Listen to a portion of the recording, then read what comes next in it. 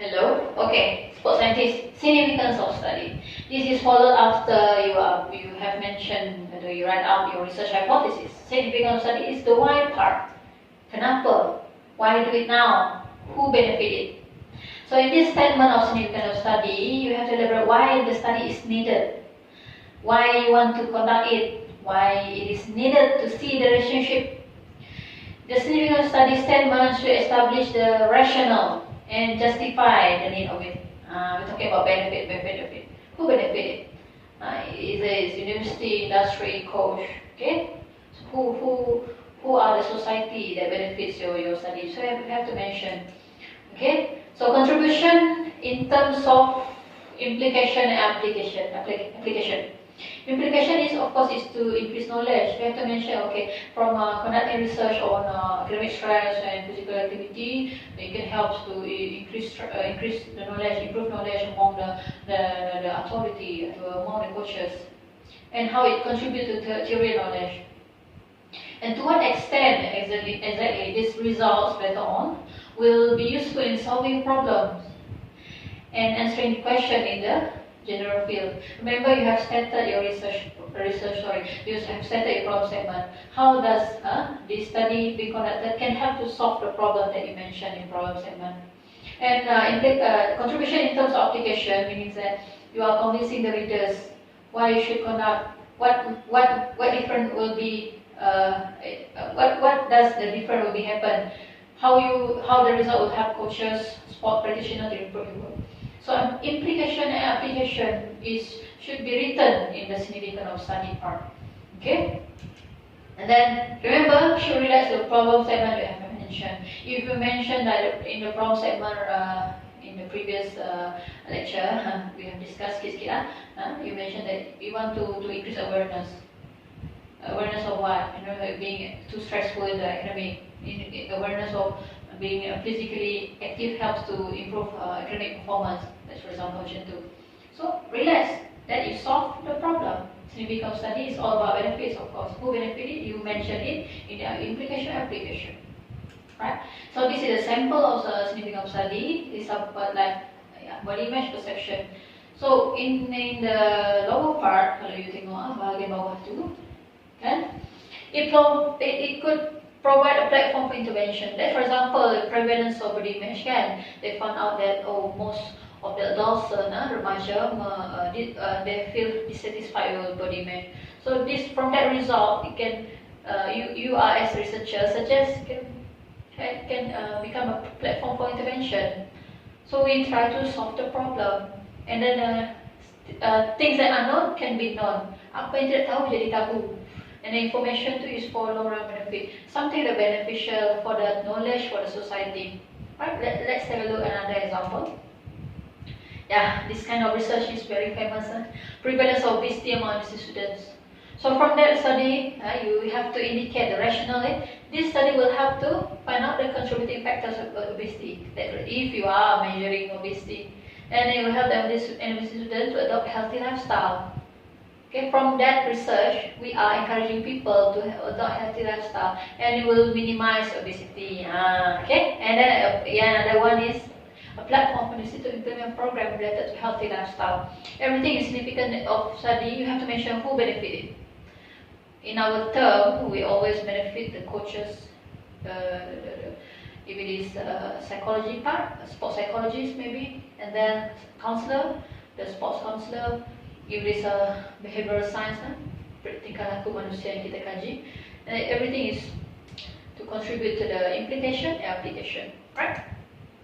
And then we go to the limitation. Limitation is refer to potential weaknesses to the study. Selepas you mention significance of study, you mention limitation. What is limitation? Limitation is potential weakness. As a writer, we propose that we have to acknowledge apa yang benda yang kita kemungkinan tak dapat kawal in the future. Limitation are those things that could not be controlled by you, by the researcher itself, but may have an influence of the results. Indicate one by one what's a limitation, potential weakness. If this survey research, what do you think is a limitation? Kalau misalnya in the training program, limitation would be the familiarity to the task. tak familiar pun public test, they cannot do it well, so that's limited. But if you acknowledge it in the first place, we can able to predict what should we do to prevent it to happen. Okay, that's limitation. Right, for example, limitation, train program, faulty administration test or train program, non-response rate. Non-response rate ini is one kind of something that is frustrating the researcher. Edar questionnaire, plan 400, kembali 200. Google form pun sama, reaching the incorrect respondent. That's the things beyond researcher control. If we acknowledge it is awal-awal, this kind of potential weakness that beyond our control, we are doing more so that that thing does not happen. It's very important because research is very realistic and we have to prepare to prevent them from occurring. That's all. Okay, limitation of study after significance of study. And then one, yes, the punya mirror, the another part, delimitation. Delimitation is define the scope of the research study, fencing it. You can control, the researcher can control. Step down what you can control. Example with number and kinds of research participants, how many, who are there, number of kind of variables, what you want to measure, perception of stress, tu saja. You delimited to measuring perception stress, not perception to job stress, not perception to what else? Macam-macam of stress. Kita perception dari academic je.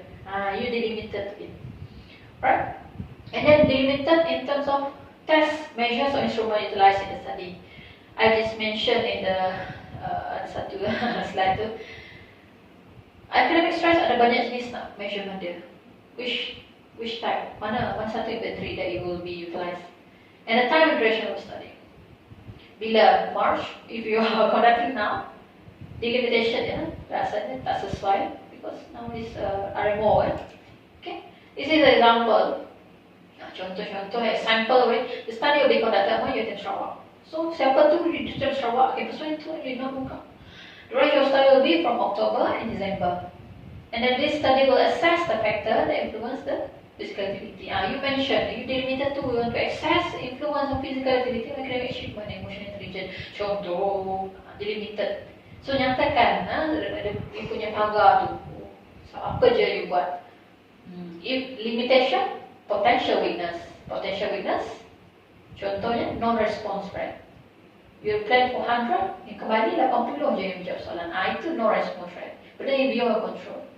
Kalau diperlukan 100, yang jawab 80, so you have to put edarkan lagi banyak so that you can prevent that from occurring. Edar lagi 200.